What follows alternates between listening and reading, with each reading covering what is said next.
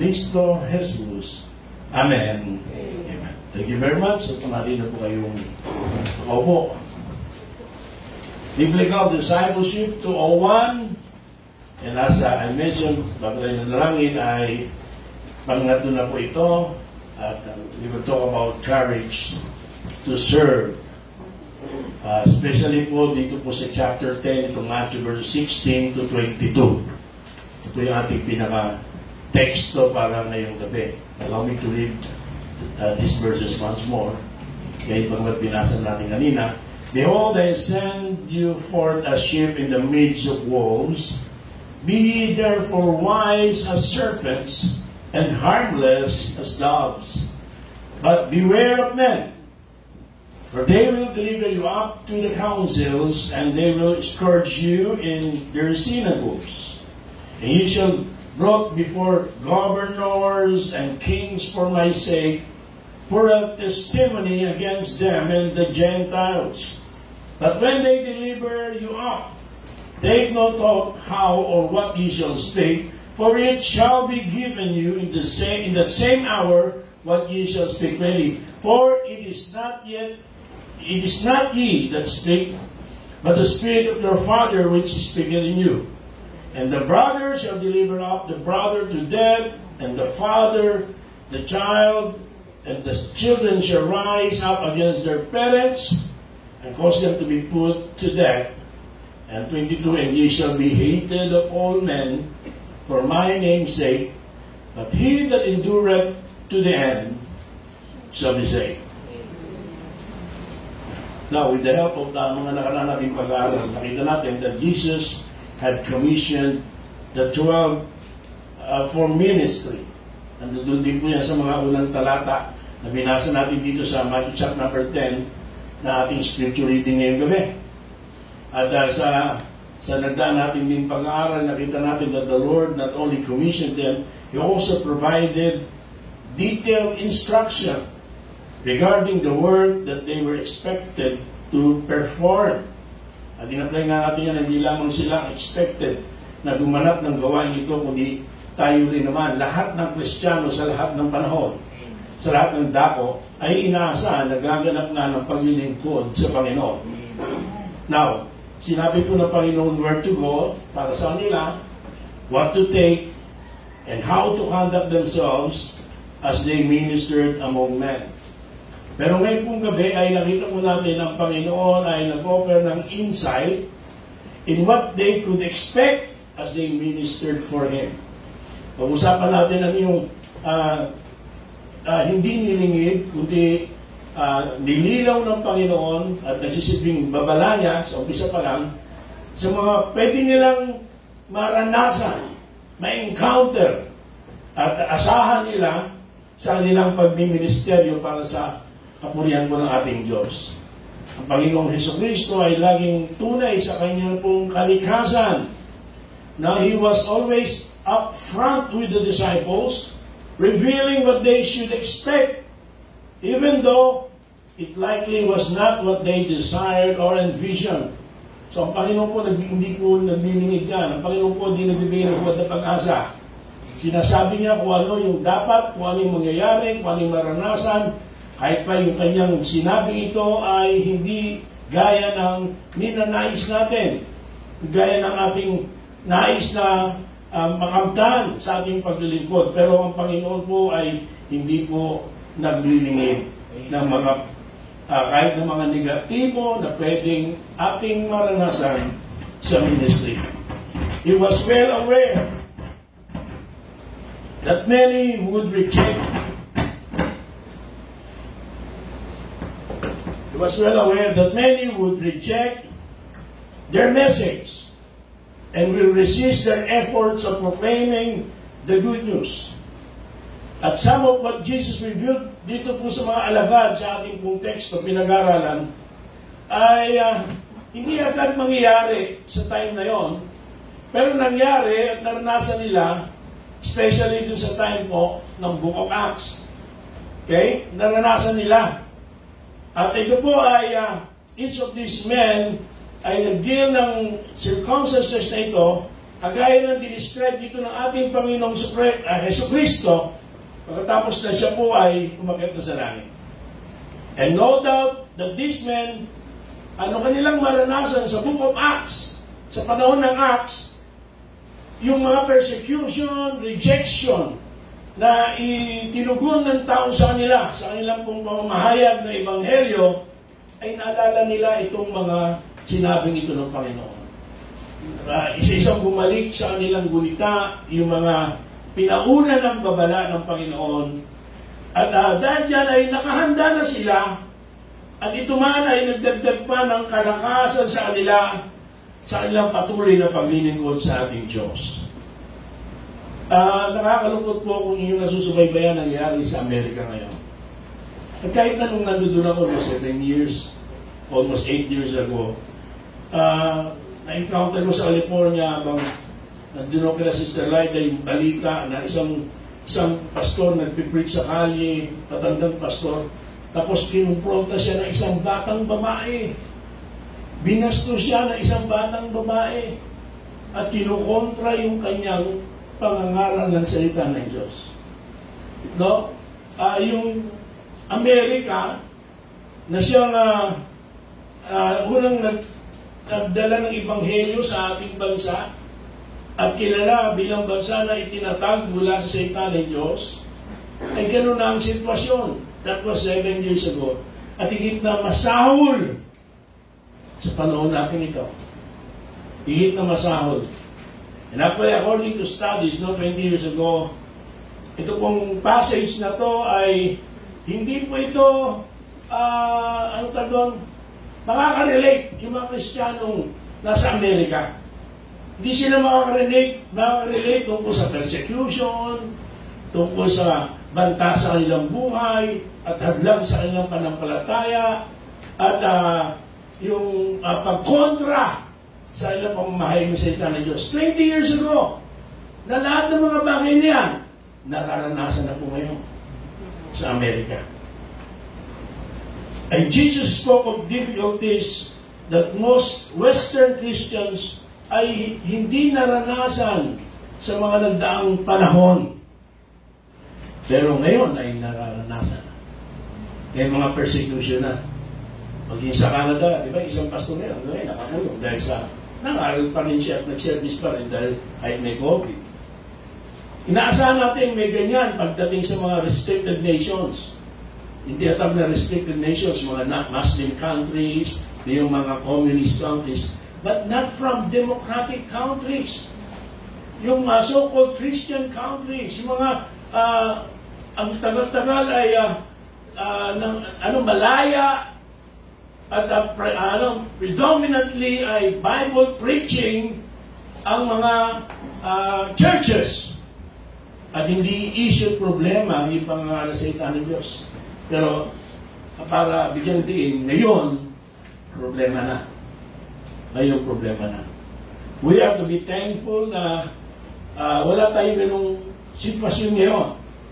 Sa ganung sitwasyon na talagang lantaran at ang panig ng gobyerno ay nagdoon sa mga kumukontra sa Kristyanismo, kumukontra sa church, kumukontra sa nangangaral ng Ebanghelyo.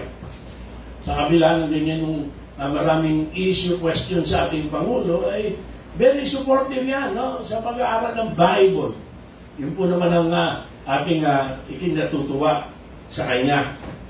Pero kung nangyari yan sa Amerika, kung nangyayari yan sa Europa, mga unang bansa kung saan ay, di ba, dyan unang lumaganap ang Ebanghelyo at ang pangarap pagtuturo ng salita ng Diyos ay pangunahin sa kanilang pananampalataya, sa pangunahin nilang reliyon. At ngayon, hindi na nasisigil na yung kanilang pananampalataya at kalayaan.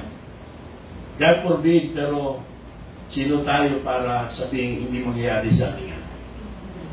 Sino tayo? Ano ba ang Pilipinas para di mangyari? So, una sa lahat, Philippines is not a Christian country. Kaya na, hindi totoo yung sinasabing Christian is, the Philippines, is the only Christian country, no? Sa Asia or even sa Southeast Asia, sad to say, hindi talaga Christian country. Philippines is predominantly a Catholic country. At for 333 years kasi nasa ilalim tayo ng, di ba, ng occupation ng mga Spaniards. At dala-dala nila yung Catholicism. At dahil yan predominantly, ang Pilipinas ay a Catholic country, not really a Christian country. But sa ngayon, puri ang Panginoon, ang mga Baptist churches ay nagsisend out na ng missionaries. Ang mga nagdaang panahon, hindi rin inaasahan o hindi sa hinagap, hindi naisip na magsisend ng missionary sa iba-ibang bansa ang Pilipinas. Pero isa tayo sa pangunahin na nagpapadala ng mga missionaries, mga Baptist missionaries sa iba-ibang bansa at kahit sa mga restricted nations kung saan patago na sila ay nagbabahagi ng Ebanghelyo at nagdaramos ng pananambahan. Purihin ang Panginoon. But then again, nangyari yan sa Amerika, nangyari yan sa Europa, yung ganyang pribileyo, pero ngayon ay nasisigil na. Again, God forbid, at kailangan natin panalangin. Pero paano kung dumating na sa atin ang ganung panahon? So as we move through these verses na ating pong binasa, okay, I am certain that we will discover yung relevance nito sa ating panahon at kultura. Bagamat tayo po ay medyo malaya pa. And in order to effectively serve the Lord, kahit na dumating na yung itong panahon, we must possess wisdom and courage. That's why yung ating pong paksa ay about courage to serve. Kailangan, hindi lang may talino tayo, may wisdom. Kundi higit sa lahat ay meron tayong tamang tapang. Okay? Yung tapang at panindigan sa panampalataya at paglilingkod sa Panginoon. So ito pong ating mga binasang talata, particularly ito ating teksto, they provide practical insight for those ministering in today's culture. So first of all, take notice yung pong time of obligation, the time of this obligation. So remember, last time, di ba, binigyan din natin na obligasyon natin to serve the Lord. Eh, dapat nga, ang tawag natin yan ay privilege, pero kundi man ay obligasyon natin, hindi lang ng pastor, hindi lang ng mga officers ng church, kundi lahat ng mananampalataya. It is our obligation to serve the Lord. At piniliwanag din natin, matagal na paulit-ulit mula sa pulpitong ito, na isa sa pangunahing dahilan is because of His grace. It's our way of returning, giving back to Him the glory for saving us. Grace na in-extend ng Panginoon sa atin. At dahil dyan, lahat tayo ay obligado to serve the Lord. And obligado na ibahagi ang Ebanghelyo. No, isa sa personally naging blessing sa akin sa nakaraan nating lesson, yung freely you receive and freely you must give. At yun ay nakita natin sa konteksto ng kung ikaw sa biyaya ng Diyos, free yan grace. Naligtas ka, dapat din sa biyaya ng Diyos maging willing tayong i-share ito sa iba. O yun po yun, no? Kasama na rin yan yung huwag mong gawing pangalakal o negosyo yung pangangaran sa ita ng Panginoon. But in light of our discipleship 201 lesson, na doon, ikaw ay merong taong ginamit ng Diyos sa iyo, may nagbahagi ng Ebanghelyo sa iyo, merong naging daan para ikaw ay makatanggap ng kaligtasan ng Panginoon, at dapat ikaw din, tayo rin, ay magkaroon ng kagandang loob na ibahagi rin ito sa iba. Yung bagay na yan ay obligasyon ng lahat ng Kristiyano. So dito, ulit pinipindiin yung ating commission in verse number 16. Look at your Bibles, please. Verse number 16. Behold, I send you forth as sheep in the midst of wolves. Be ye therefore wise as serpents and harmless as doves. Particularly in first part ng verse, kaya medyo natin binold yung letter for emphasis. Ito po, ni-reveal that He is sending His followers out. And this was a relevant command for the disciples, as well as, sabi nga, as all who would come to know Christ. Sa atin din po, relevant din itong command na ito. Again, every born-again believer has been commissioned of Christ to share the gospel. We have been sent forth as ambassadors of the King of Kings. Amen. That's sad to say, many choose to deny their obligation to the Great Commission. Many professing Christians are ignoring, neglecting this obligation to the Great Commission. At even though, ganun po ang nakakalungkot, hindi po nagbabago, that it remains our obligation. It doesn't change our obligation. Okay? If you're a child of God, you are responsible to go forth and be a witness for Christ. It is good, brothers and sisters, that we are faithful to attend church services. That's good. Pero hindi po lang yan ang inaasahan sa atin at hindi lang tayo dyan tinawag ng Panginoon. Amen. We are called to go forth and spread the good news. Amen. So that's our commission. Take notice secondly, sa last part ng verse, be ye therefore wise as serpents and harmless as doves. So we have here our character. Na ito pong second part naman ay tumutukoy sa ating supposed to be character. Ito po ang dinidil ng Panginoong Kristo rito. Sa lahat ng mga susunod sa Kanya at nagre-represent sa Kanya. He reveals very different and yet very distinct characteristics of the believer. Kakaiba. Sabi yan, we are to be wise as serpents. Wise as serpents. Brothers and sisters, we are to live rather among the world quietly and cautiously, and most especially always with wisdom. No, yung serpente, tahimik lang po yan. Hindi po yan ang tawag doon sa leon. Umatungan na gaya ng leon. Tahimik lang yan. No, hindi po yung kagaya ng ibang mga hayop na maingay. Tahimik lang po. In fact, yung ahas, di ba? Pag nakakita kayo, narinig mo yun, pinapatahimik ka niya. Hindi lang siya tahimik na, di ba, hayop, nagpapatahimik pa. Oh. Pero, yan sa wisdom, simbolo ng wisdom. Ito po yung sinasabi nito ng Panginoon. So we are to live among the world quietly and cautiously and always with wisdom. We are also to be vigilant in sensing danger. Napaka-alert niya mga ahas. Na, liba lang talaga, magipit yan. Pag mayroong panganib, umiiwas yan. Yan talaga ang tendency na ahas, umiiwas. Pero pag di na makaiwas, sabi ko nga sa inyo, minsan may nakapasok na ahas dun sa amin. At nung hinahabol ko, tako yan, tako, doon sa ilalim ng aparador. At hindi ko tinantanan. Nung napalo ko ng tubo, yung nakita ko, lumalaban na. Doon na nagpas mo lang lumaban.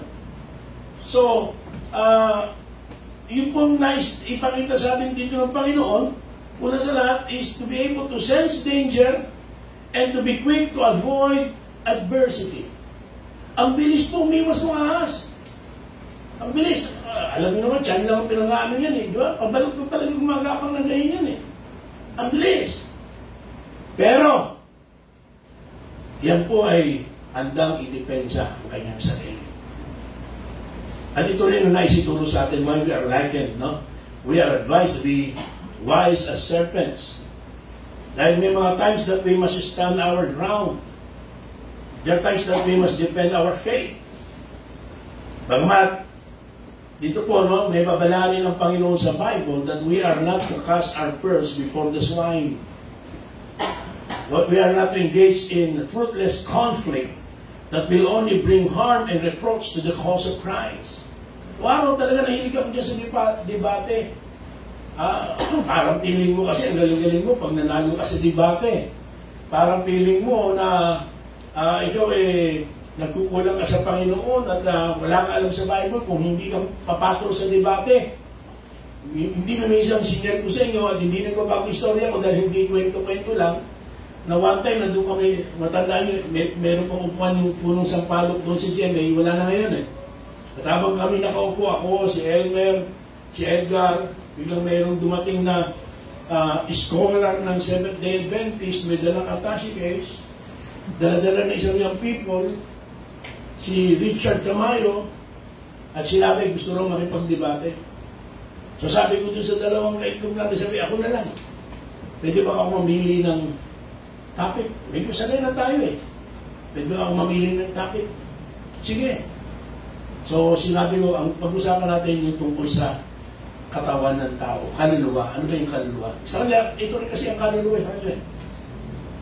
So pinabasa ko sa 1 Kings chapter number 17, and if you're familiar, di ba, namatay yung bata, kasi ginawa po ni Elijah, dinapaan niya, at nag-pray siya, sabi niya, Lord, Panginoon, pababain mo, pabalikin mo ang kaluluwa ng bata ito. Lalo na nakita ko, nung binuksan ang task case, Tagalog yung Bible Sabi ko, okay na to. So, basahin mo. Binasa niya. Malaya, natigilan. Saan mo, ano na? Hindi ko pa napag-aralan ito. Sabi ko, umalis mo na pag-aralan mo, bumalik ka dito, pag-aralan mo na. Hindi na ako na bumalik yun. So, sinasabi ko, mahilig kami sa debate. Dumadayo pa kami sa face, sa bulian. One time, isang babae na Jehovah's Witness, dinibate ko, na umiyak nga Kasi sa debate, hindi naman talaga yung katotohanan na nais mo. Gusto mo lang manalo. At dahil natalo ko, umiyak pa nga Pero ang naging eye-opener sa akin yan, dahil ang kwento ko sa inyo, dati pa, isang araw yung babae niyo nadala ni Pastor Philip sa church. Parang na-review ka ko Natalo ko sa debate, pero hindi ko nadala sa church. Hello? Yeah. No? Kaya one time, nung kami po ay nag-saturation dyan sa Carmona, tumulong kami evangelistic ila Pastor Fermin. Nadako ako ron na yung pala teritorya ng mga INC. At nilapitan ako habang nagbibigay ako ng talk, sabi, at nagkanyaya sa aming Bible study, sabi sa akin, debate tayo, bro. At that time, sawa na ako sa debate. Sabi ko, ayoko ng debate, wala rin duling-duling yan. Hindi, sabi sa Bible lang, na i-depensa mo pananampalataya mo. At sa kakapili sa amin, sinabi ko, sabi ng Bible, huwag ibigay pera sa baboy. Nagalit sa akin nagalit sa akin? Ay, sabi, baboy kami. Hindi, sabi ng Bible, sabi ko, sabay sibat. Umalis na ako. Yung pala, later, nakita ko, mga mahilig sa debate talaga kasi mga iglesia, hindi yung manalo. So, as much as possible, iiwas tayo ganyan. Yung Bible study ko kila Pastor Alan, bata pa yan, hindi pa yan nagpapastor. Every Saturday yun. Ilan sa mga naingayahan niya, kapitbahay, mga INC. At yung isa ay lola ng dating young people. At nung pinalo ako, sabi, nagkataon yun, pinalo ko siya, nagkataon, mayroon siyang bisitang kasing edad ko na iglesia na kabilang hindi nung manalo. So sabi, gusto ko yung madala sa Panginoon yung matanda at hinamon ako ng debate. Sabi ko, pwede bang ako mamili ng paksa? Sabi ba, yan ang technique yan kasi kung pagdidebatehan nyo tungkol kay Jesus Christ, praktisado na nila yan para pilipitin. Praktisado niya. So sabi ko, pag-usapan natin Ebanghelyo. Ano ang Ebanghelyo para sa'yo? So biglang bumanat na. Bautismo. Patay na. At pinakita ko sa 1 Corinthians, di ba? Chapter number 1, verse 17. Sabi ni Paul, hindi ako sinugo ni Kristo para bumautismo, kundi upang mangaral ng Ebanghelyo.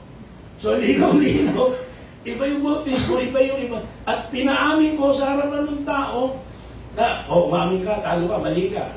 At dahil ito yung matanda, nadala ko sa church Nagpabaptize pa doon sa Jerry, pero na-destino na nga ako sa iba, kaya nalungkot na lang ako sa araw lang ako bumalik din sa Iglesia ni Cristo. Pero after that, Bible study ko lang pastoralan, siguro mga 9 lang kami, 10. The next Saturday, 30 mahigit, 40. Sabi ko, okay ah. Sabi namin nga kagad ako ni Sister Linda, nanay ni pastoralan, Pastor, nilusog tayo. Yun, nilusog. At nagsama na ng matanda, si Kami Dina. Tanda ko ang pangalan. Si Kami Dina, sama, debate. Naumpisa na. Pero sabi ko, walang papalakpak, walang antay, magbubuyo, walang mga asar, kami lang. Pag may sumabat, tapos. Marunong ka mag-debate. Pag may sumabat, tapos. Ang usapan pagka Diyos ni Cristo. Napansin ko yung mga verses na ginagamit ko na hindi niya alam. Sinusulat ng matanda. And one thing is for sure, pag-aaral nila yung paano Pilipitin. Kaya sabi ng Bible, yung bigyan pera sa baboy, yuyurakan lang yan. Iiwas sila ng mga bagay. Kaya I stop debating eh.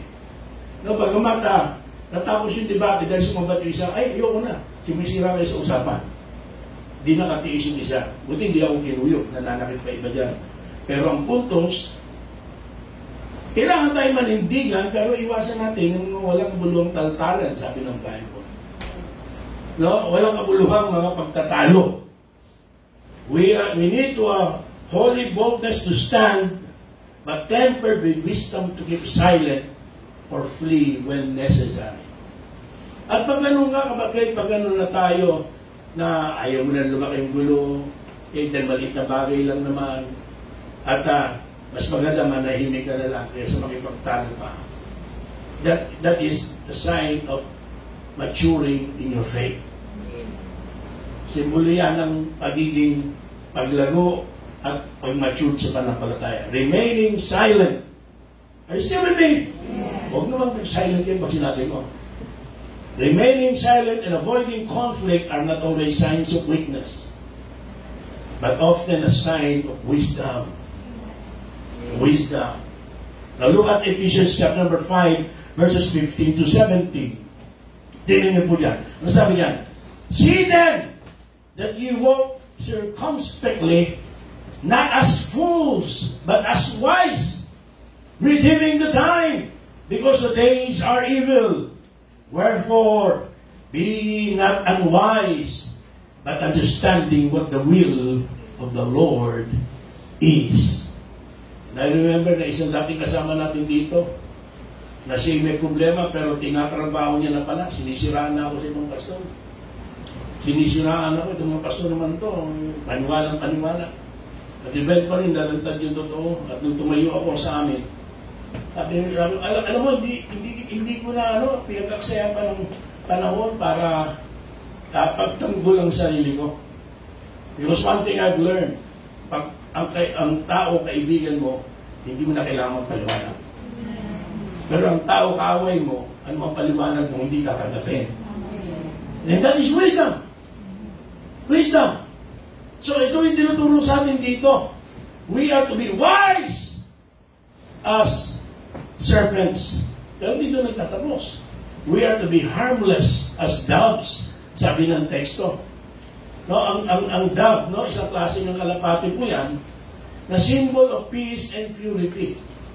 Mas maliit po sa kalapati yan, sa pigeon. Magkaiba po yan. At yan po ay, normally, if I'm not mistaken, puti lang yan. Yan ang ginagamit sa mga magic eh. Puti po yan. Kaya ginawa pong simbolo yan ng kapayapaan at kalinisan. Sa kanyang pagiging maamo at sa kanyang pagiging puti. They represent a humble nature. And we are to possess the harmless, gentle nature. Kaya hindi tayo makapag-share ng gospel, nakipag-akay tayo eh.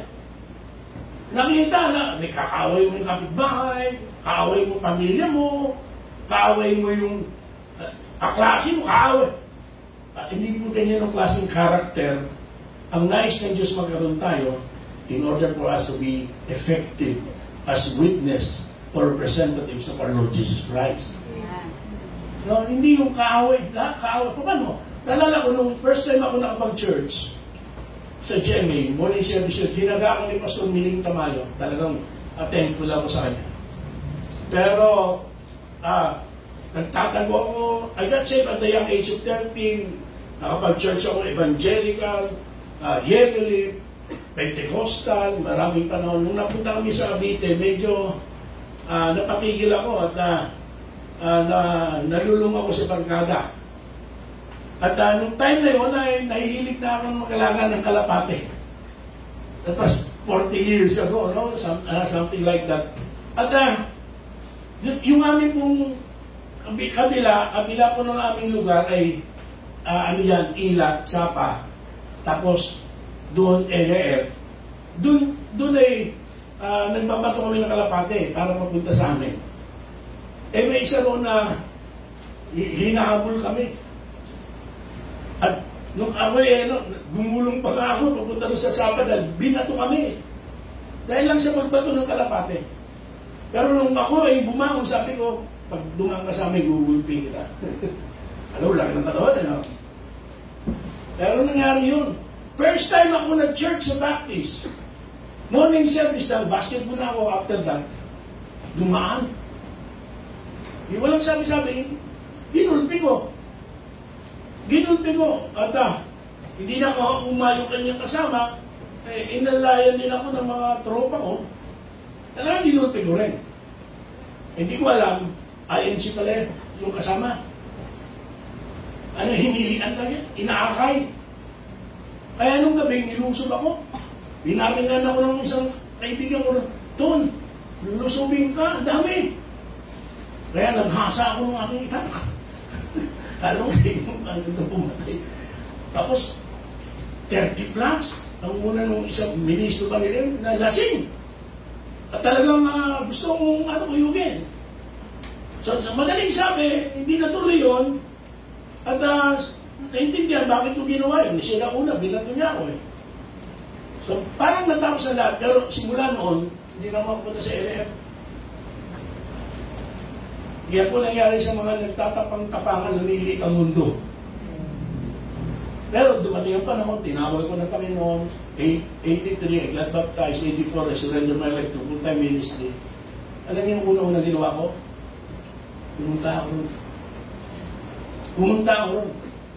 Gusto ko kasing mag-visitation doon, gusto ko kasing mag-good news doon, gusto ko mag-Bible study doon, pero hindi sila pinunta ko doon dahil nag-sorry ako sa kanya. Alam niyo mga kapatid, I was able to do that. Why? Because naging handa akong humingi ng paumanhin. Nalinawan ko na hindi para sa Kristiyano yung kapang-tapangan, yung matapang. Nung nag-ministry ako doon sa Bilangguan, sa Kamsampagita, dyan sa Muntinlupa, kung saan ako ay pinag-preach.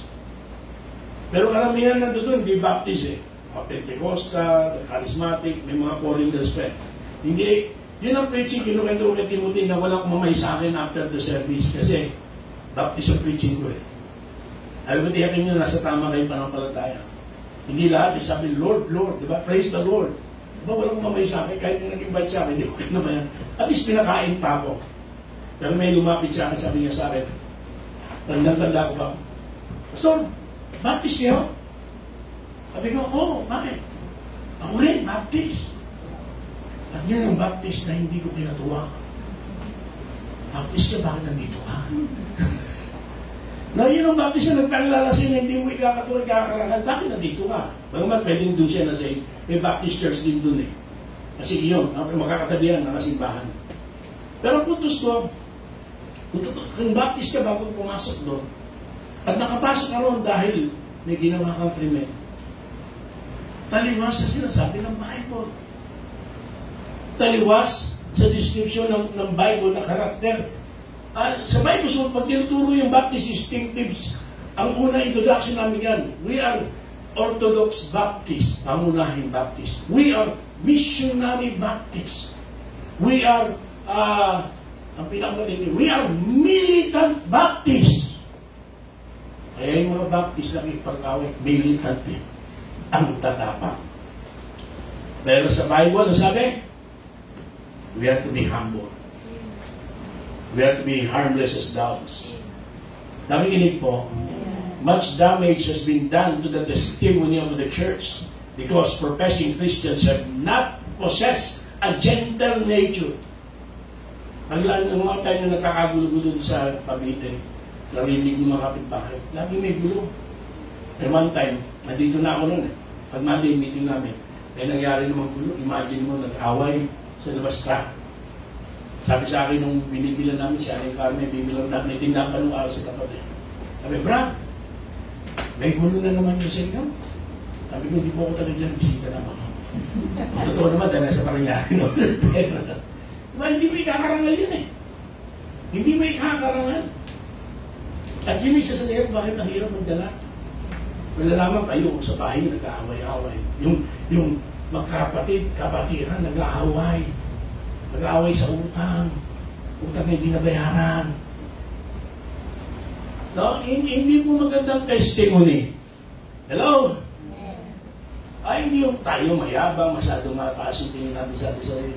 Alam niyo, may mga time dito na talagang tinry nating mapanatili yan, pinapag-uusapan. May mga cases talaga, you have to do drastic action, no? Kaya sabi ko, sabi ng gulo, hindi ako pwede makipaggulo sa'yo. Binuray mo ako, hindi ako pwede makipagmurani. Ngayon, kung gusto nyo nakaaway, sabi lang buwan marami. Akasuhong ko kayo, at kung gusto nyo, hahanapan ko yung nakaaway sa bilang buwan. That's it. Pero para ako pumatol, para ako makipag-away dyan at nasira yung ating testimony, isipin natin yung mga kapatid. No? Huwag mo sirahin testimony mo sa trabaho mo, huwag sirahin testimony mo sa paaralan mo, huwag mo sirahin testimony mo sa tahanan mo. Nakikinig ba kayo? Huwag natin sirahin testimony natin sa ating mga kapitbahay. Hindi po tayo dapat na nasasaktan, hindi po tayo dapat na agrabyado. Meron tamang paraan para gawin yan. Pero kailanman huwag natin sirahin ang testimony natin na gagawa tayo ng isang bagay na ikahihiyarin natin. Now, naalala ko, okay, ako pa lang ako nagpapastor din lang. Laging ginugulo kami yan. Maliit tayo sila Justin, ng kapitbahay namin. Dahil doon sa pastor ko, dating kareka doon sa church, dating church, nagalit sa pastor ko, ako ginugulo. So one time, parang hindi ako nakatiis na binapastos nanay ko. Isinap ako nga. Tapos, nagano kami, nagpambuno. At hawak-hawak yung leeg, hawak yung kamay niya may pato, nagdinimisip ko talaga nun at may hiyero na doon na. Gagano ko na. And biglang lumabas yung binidisita ko na kababayan na nanay ko. Sabi ko, huwag yung ganyan si Cory, tahimik na tao yan. Ba't yung ginagawa? Parang napahiya ako. Sinabi nga, mabuting tao yan, ba't ginagawa niya? Napahiya ako. Mabuting tao yan, may hawak sa leeg na kalaman. Binitiwan ko. Ako anong mga bastos pa sabi niya. May baril pa nga ako nun. Parang mahirap talaga, may bakal ka pa, pag ganun, nakakademonyo ko. Pero what I did, punta ko sa barangay, pinabarangay ko. That's it. Kaya imagine niyo kung gino ko si Hero, namatay yun. Asan ako ngayon? Kakakulong, di masaya na kayo. Iba yung pastor niyo, di ba? After few months, namatay, may cancer, nagka-cancer. Hindi ko kayo natuwayo. Pero hiyang-hiya ako. Nakaranas pa kayo, may ginawa kayo na nasa ending, nahiya kayo. Kasi alam natin, hindi magandang patotoo. We're growing pag ganun tayo. Hindi yung iabang mo pa kasi napakita mo, siga ka sa buong mundo, siga kayo sa era nyo. That is not the kind of character we are expected to have as followers of Jesus Christ. Marami tayong struggle, marami tayong adjustments. Pero isa yan sa patunay na kay Kristo binabago ng Panginoon. Because the Lord, kaya na message natin yan umaga, has the power to change us. Has the power to change lives. In Philippians chapter number 2, verse number 15, please. Look at your Bibles now.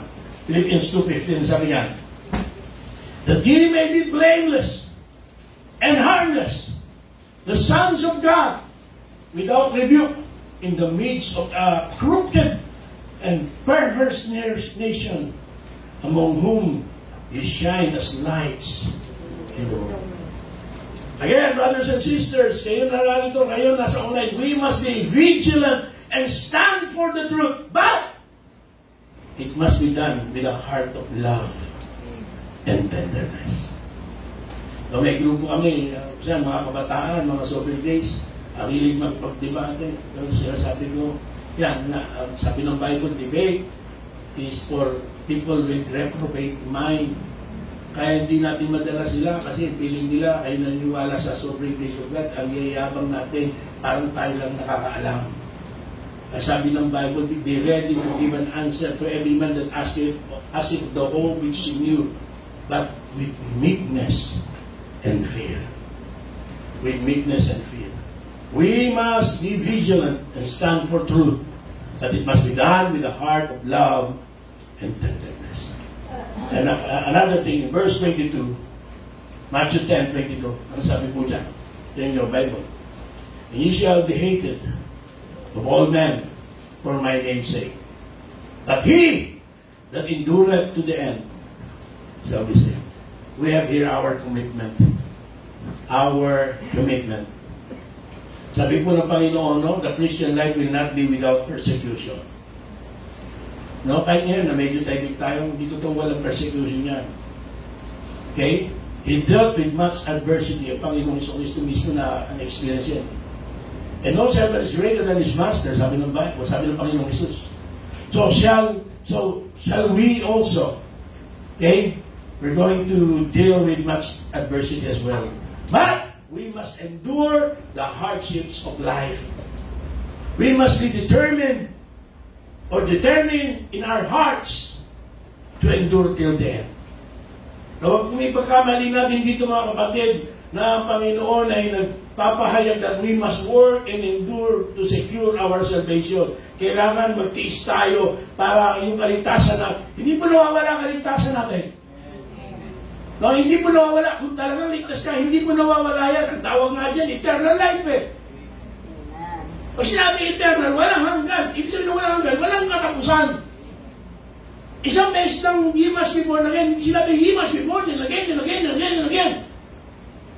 So hindi po nawawala yung kaligtasan. Kanina pinag-usapan ng 1 Peter habang kami nasa mesa. Ang sabi dyan, secure to ating inheritance. Secured. So hindi po nagtuturo ang Panginoon na mawawala yung ating kaligtasan at kailangan para mapanatili. We must work, magtiis hanggang wakas. No! What we have here is the Lord Jesus Christ is emphasizing that we must remain faithful to the call. We must remain faithful. Let us show commitment to the calling. Commitment to our service to the Lord. Ang maligtas ay may obligasyon na hindi lamang to stand firm, but to remain faithful. To stand firm and remain faithful even during difficult times. At itong pandemic na to, kailanman hindi tinatanggap ng Diyos na lisensya para tayo ay magpabaya, para tayo ay hindi maging tapat, para tayo ay manlamig, para tayo ay tumalikod, at bitiwan natin ating mga commitment sa Panginoon. No! Yung sinasabi nito ng Panginoon, even during difficult times, we are obligated actually to stand firm. We must remain faithful to the call. So there is a definite need for commitment Christians in our day. Mas kailangan nga tayo maging tapat sa Panginoon sa panahon ito. Amen. Mas dapat tayong manindigan sa ating pananampalataya. Naghihirap ang mundo, naghihirap yung ating bansa. Alam naman natin kung nasaan ang source ng totoong pagpapala. Nasa Diyos yun. Ang pagkalingkod sa Diyos ay hindi magiging sanhi para magpalain niya tayo. Ang pagkalingkod sa Panginoon ay hindi magiging sanhi para maging matatag tayo sa pandemyang ito, sa problemang hatid ito, sa pagsubok natin pinagdaraanan. Mas kailangan natin, mas matindi ang problema, mas kailangan natin maging tapat sa Panginoon. Dahil nasa Panginoon yung kailangan nating kalakasan. Siya yung kailangan natin. Maging matalino tayo. Hindi ito panahon para tumalikod, hindi ito panahon para magpabaya. Salamat sa nakainawa ng hamon na yan. Pero sa iba, hindi pa rin nagsisingin. Nakakalungkot, di ba, masahol pa yung ginawa. Tuluyan lang tumalikod sa Diyos. Ito po yung panahon para maging committed tayo. Kung talagang nakakamatay ang COVID, ayaw natin mamatay ang ating pamilya. Maligtas man yan sa COVID, pag yan ay namatay, kung wala yan kay Kristo, sa impyerno yan pupunta. Hindi COVID lang ang pwedeng pumatay. Maraming dahilan para mamatay. At pag namatay, wala kay Kristo, mas masakit ang mangyayari. So ito yung panahon para magpakita tayo ng paninindigan at mabuting halimbawa at panahon para ipahagi ang Ebanghelyo sa kanila. Panahon para anyayahan sila makinig, anyayahan silang dumalo. Ito yung panahon na kailangan maging higit na committed tayo sa Panginoon. So what would it take for you to abandon serving the Lord? Hindi pa tayo pinapatay. Kagaya sa kasaysayan ng sa Kristyanuhan, we face actually very little intense persecution. Buhay ka ba kahit pumapasok ka sa trabaho, kahit may COVID? Buhay ka ba kahit na ikaw ay pumapasok, napupunta sa paligid, napupunta sa mall? Sa awa ng Diyos, ligtas pa rin tayo, buhay pa rin tayo. Bakit matatakot ka magpunta sa church? Baka ma-COVID ka. Pang-insulto ka naman, bakit mo kung may COVID ba yung mga nasa church? Yung sa mall, wala. Yung sa trabaho, wala. May usap. Hindi pa tayo pinag-uusik at nagbububo ng dugo. Pero nakakalungkot, dahil lang sa pandemic na to, many have abandoned their faith. Many serve the Lord when they are in need. Walang trabaho, may sakit, pinag-pray. Pero nung magkatrabaho na, gumaling na sa sakit, when things are going well, they see no need for the Lord anymore. Now listen, Jesus declared that we are obligated to endure until the end. It's an obligation. Even though it's actually a privilege, but we are obligated. In James chapter number 1, verse number 12, ang sabi niyan, blessed is the man that endureth temptation, for when he is tried, he shall receive the crown of life, which the Lord promised to them that love Him. Quickly now, secondly, let's talk about the time of opposition. Darating yung oras na may opposition. Verse 17, but beware of men, for they will deliver you up to the councils, and they will scourge you in their synagogues. Listen, all generations of believers have lived in a day of opposition. Iba lang ay mas matindi yung persecution at opposition na naranasan on a higher level. Pero kahit na hindi ganun matindi ang opposition at persecution sa panahon natin, huwag niyo isipin na ang dyablo, hayaan lang tayong maglingkod ng malaya at masaya na walang problema. No! The adversary will see to it that our service to the Lord and the word of the Lord is opposed. May gagamitin siya. At yun ang kinukumpirma ng Panginoong Kristo dito sa verse number 16. Yung first part ng verse number 16. Behold, I send you forth as sheep in the midst of wolves.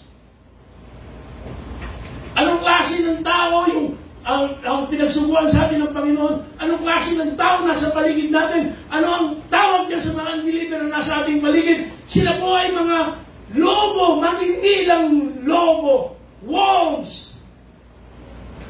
At tayo ay mga tupa.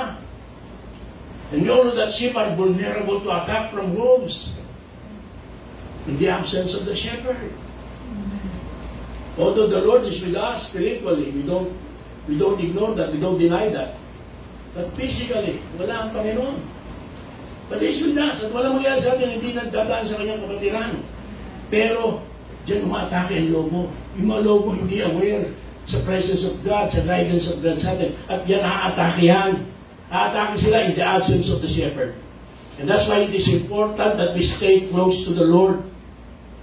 We stay close to our shepherd. Kahit di natin siya nakikita niyo tayo, yun ang mahalaga. And we stay close to Him. as we live in this day of pandemic, in this day of opposition. At nireveal ng Panginoon the source of this opposition. Sino yung pwedeng maging opposition natin? Una, opposition, sabi niya, will come from organized religions. It will come from organized religions.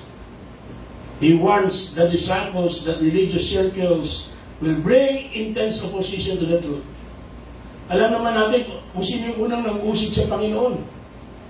Yung mga religious leaders during his earthly ministry, during his time, when he was here on earth. Sino yung nagtsabahan para siya ay arestuhin ng illegal at siya ipako sa krus? Yung mga priest and high priest, headed by the high priest, the religious leaders, yung mga Pharisees, yung mga Sadducees, yung mga SNS. Sila yung mga nag-persecute sa Panginoong sa Kristo. And to those of you, hindi nyo alam, bago pa kami nag-umpisa rito, nakaranas kami ng persecution. And how many times they tried to petition us? Kasi, sinasabi nila, para lang sa kanila lugar na ito, para sa reliyon lamang nila lugar na ito.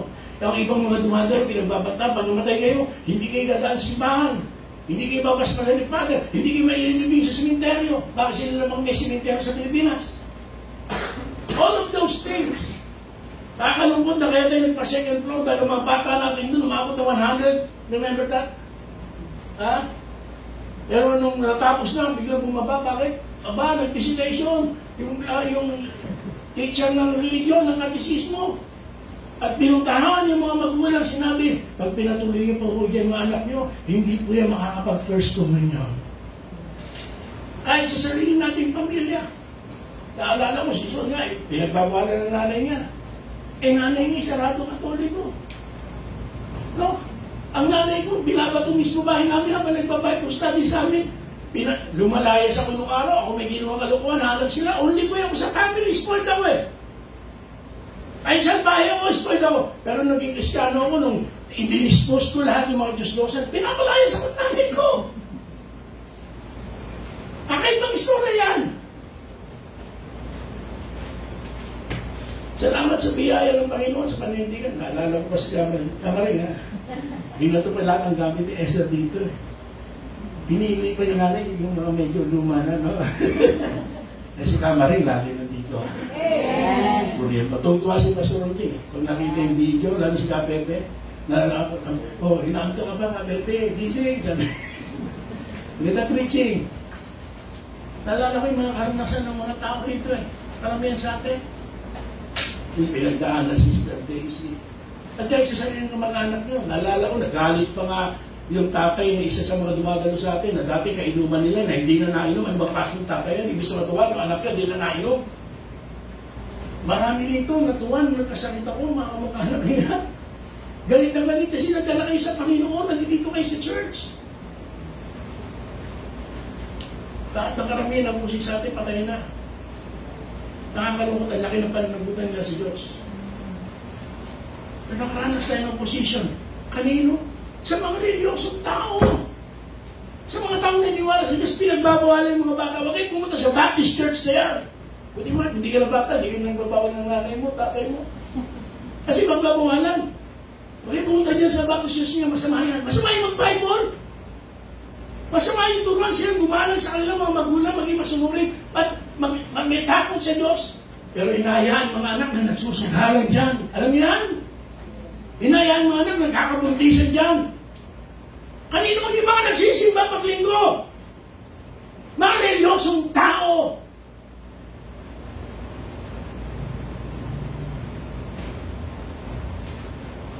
Ang early church nagdusa. Tanggal sa trabaho dahil sa kanilang panampalataya. Tinakwil ng kanilang pamilya. Sa kamay ng mga reliyosong tao. Humingi ng tawad yung dating Pope Benedict, bakit? Totoo yan, yung precision na yan. In-admit nila yan. Sino nagpapatay sa mga Kristyano yan? Mga Pope, mga Papa, mga Katoliko. Sa ibang bansa, sino ang nagpapatay sa mga Kristyano? Islam. Reliyon yan. Naniniwala sa Diyos. Iba nga lang yung Diyos. Pero sa Diyos ka at pumapatay ka ng tao.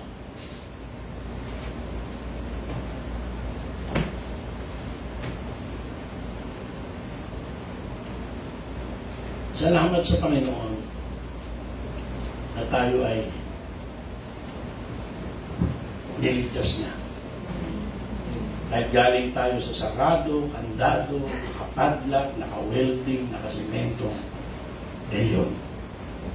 It did not stop the grace of God from saving us. Yeah. Saradong lugar na ito, sinasarado pagbibis na. This is the dominant day Catholic. Sa pangalan pa lang, Santo Niño. Santo nila.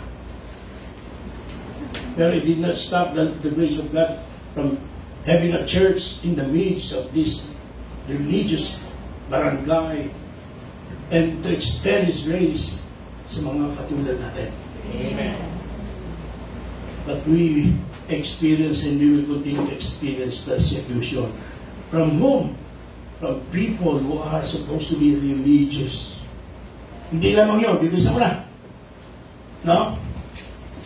Opposition will also come from oppressive rulers. Matthew 10:18.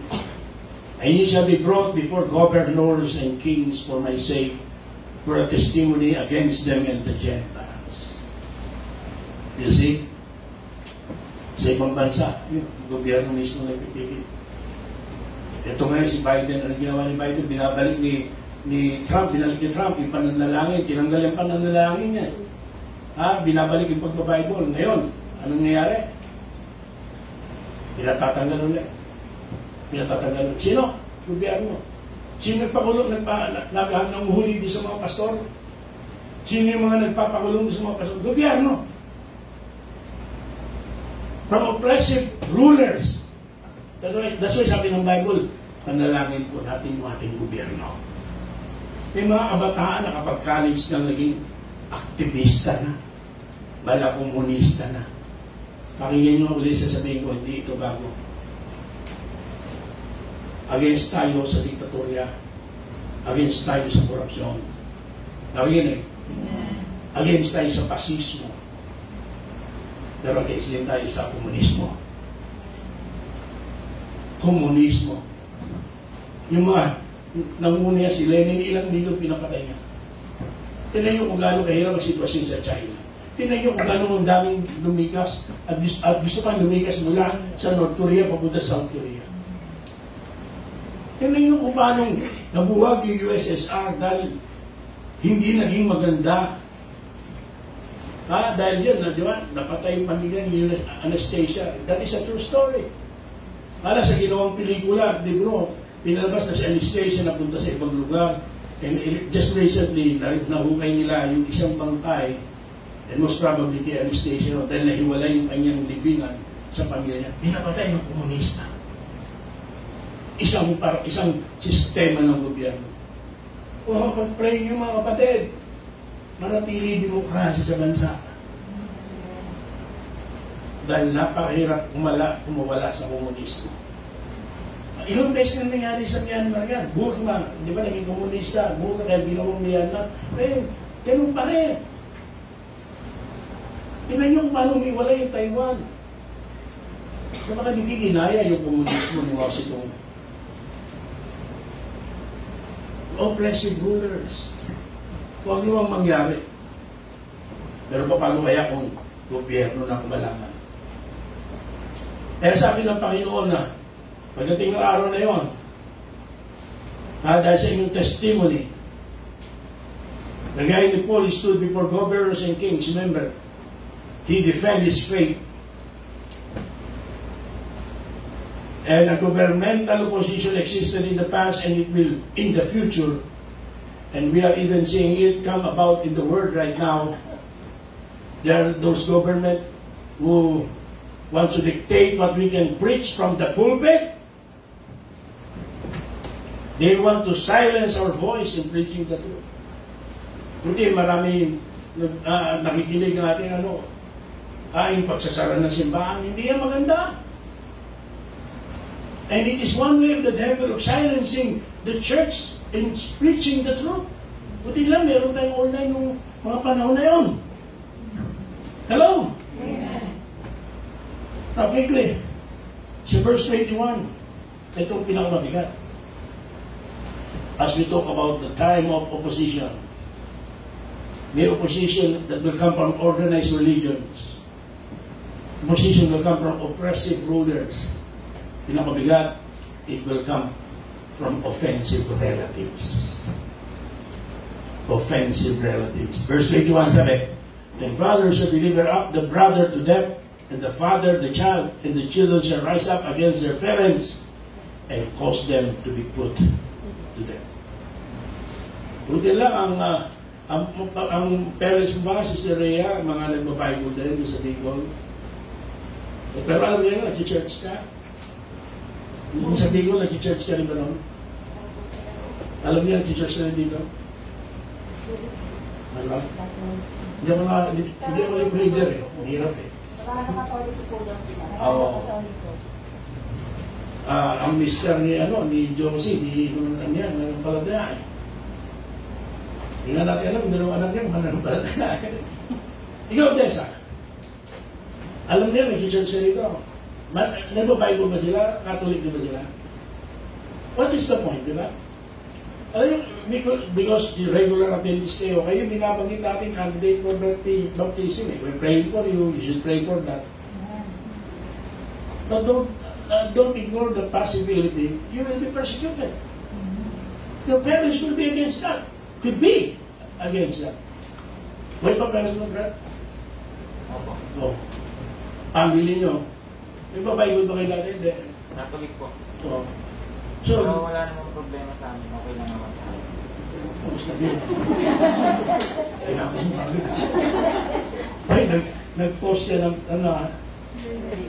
sino, amen? Amen. Ako? Okay, isa. But you will experience persecution. Yung mga bata na yan, inalagaan nyo. Oh, we're praying for Eliza, we're praying for Justine. But the persecution is possible. Naranasan nila. Ang laki ng pinagdaanan yan. Karamihan sa inyo, pamilya nyo mismo. Nung nagbabaptize kayo, but it's the will of God. At tamang-tama ito. Kailangan nyo manindigan. Kung talaga sa Panginoon kayo, you ought to obey God. But don't be surprised. It will be your relatives. Sa history, pamilya pa mismo, anak, sinuplong, pinatakip, pinakulong, pinakatay, mga magulang, mga anak mismo, because of Christ. Because of the Lord Jesus Christ. Because of their faith. We will be rejected by our family, even by our close friends. Simply because we want to share to them, magagalit siya. When you try to invite them, when you try to bring them to the Lord. Pero hindi nagpulang Panginoon, nagbigay na siya ng babala nung una pa. Opposition will come from offensive relatives. Let me now close. The time of opportunity. Listen natin ito. So yung opportunity, what we have now? We are living in difficult days. But I hope and pray we will look at these days as very exciting days as well. Exciting days. I have decided to live my life in light of my hope and assurance in Christ. Mahirap yung ating kalagayan ngayon. Mahirap yung pangangaral ng salita ng Diyos sa panahon natin ngayon. Mahirap yung ginagawa yung good news, yung ginagawa yung devotion, mahirap. Pero salamat ginagawa natin yan. We look at them, we look at these days as an opportunity to serve the Lord. Amen. Opportunity. Hindi para manahimik ka sa bahay, hindi para tumalikod sa Panginoon, hindi para unahin ibang bagay, hindi para pabayaan mo ang Diyos. Opportunity first to serve. Ang sabi, Behold, I send you forth as sheep in the midst of the wolves, of wolves rather. So we have received a divine call from the Lord. He is the one who purchased our redemption. He's the one who bore our sins and secured our salvation. And it is because of Him that we have hope of eternal life. Even in this life, we have hope in this life. So living for Him will have its share of difficulty. Yun ang ating sinabi ngayon, katatapos lang. But listen, we have the honor and privilege to serve Him.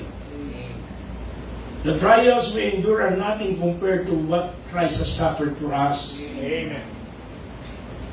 So, brothers and sisters, please do not view Christian service as a burden. Amen. Even on this time of pandemic, Amen. it's not a burden. View it as a blessing and not a burden. We are not to be ashamed to identify with the Holy Lamb of God. And we are to do all we can to be of service to our Lord. And Jesus has called us to serve Him. Brothers and sisters, it's an honor. We have to look at this time, despite of this problem na meron pa tayo, to remain as an opportunity to serve the King. Opportunity to share the gospel. Ano sabi sa verse 18? Go on verse number 18. 10:18, please, come on. And ye shall be brought before governors and kings for my sake, for a testimony against them and the Gentiles. Ito po, ay opportunity to witness for Christ. Nasa social media kayo, ginagawa natin, opportunity yan. May makakabasa niyan, may makakapanood niyan. Opportunity to witness for Christ, to share the gospel. And last but not the least, an opportunity to surrender. Verses 19 and 20, please. Tapos magkakonclude na tayo. Ang sabi niya, but when they deliver you up, take no thought how or what ye shall speak, for it shall be given you in that same hour what ye shall speak. For it is not ye that speak, but the Spirit of your Father which is speaketh in you. So here, mga kapatid, our Lord Jesus Christ offers a special promise to those who will face opposition. Ano yung sabi niya? He will empower you. He will empower them. He will empower us. And He will provide the very words for them and for us to speak. May pangako po na ang Panginoon ang tutulong sa atin kung tayo po ay magiging fully surrendered to His will. Ito po sinasabi sa kanila rito. Kung talaga ay surrender sa will ko, at surrender para maglingkod sa akin, huwag kayong mag-alala. Kahit ano mangyari sa inyo, huwag nyo iisipin mo ano sasabihin nyo. Kasama nyo ako, and I will empower you, and I will never leave you, and I will help you. You see, ang totoong darating na ang Panginoon. Walang pinakamagandang maging pagtrato natin sa panahon ito, kundi panahon para maglingkod sa Kanya. Amen. Ito yung panahon, redeeming the time. Huwag na tayong magpabaya pa, huwag na tayong magpa-banjing-banjing pa. Huwag na tayong magdalawang isip pa. This is the time para maging tapat at maglingkod sa Panginoon. So, ito po mga kapatid, no? Ito po ay una para sa mga alagad, pero ang katotohanan na nakapaloob dito ay ukol din sa atin. Ito po ang salita ng Panginoon at nawa ay naliwanagan tayo at naging pagpapala sa ating lahat. Tayong lang ito kayo. Panginoon namin Diyos, salamat po sa inyong salita. At mga Panginoon ay naipahayag lahat ng kailangan ipahayag ang kalooban ninyo, ang katotohanan nyo na kailangan naming matutunan, marinig. Hindi lamang dahil